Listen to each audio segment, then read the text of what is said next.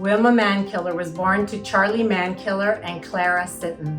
Her father was Cherokee and her mother was Dutch and Irish. One of the things my parents taught me, and I'll always be grateful for, is to not ever let anybody else define me, but for me to define myself. 1969 American Indian Movement protest at Alcatraz and Mankiller's volunteer work among American Indians in California during the 70s sparked her activism. Mankiller met her first husband, Hector Hugo Olaya de Bardi, an Ecuadorian in California, and they married in 1963 in Reno, Nevada, and they had 2 daughters, Felicia and Gina. 2 years after her divorce in 1974, Mankiller and her daughters moved to Oakland, where she worked on legislation that prevented children from being removed from their culture.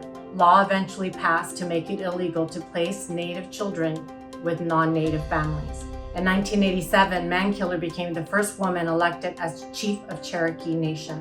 In 1990, she worked for the nation to self-govern themselves and assume responsibility for federal funds. One of her first focus issues was on the full-blood, mixed-blood divide.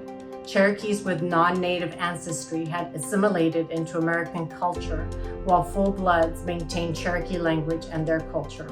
The two groups historically have been at odds and with much disagreement on development. Mankiller had expanded the Cherokee Heritage Center and the Institute for Cherokee Literacy. She persuaded the tribal council to change the way the council members were elected. So rather than at-large candidates, potential members came from newly created districts.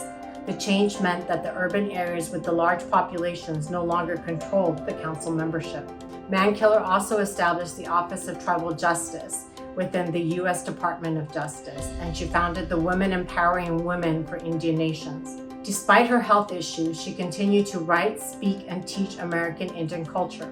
In her autobiography, Mankiller, A Chief and Her People, she stated, "If I am to be remembered, I want it to be because I am fortunate enough to have become my tribe's first female chief.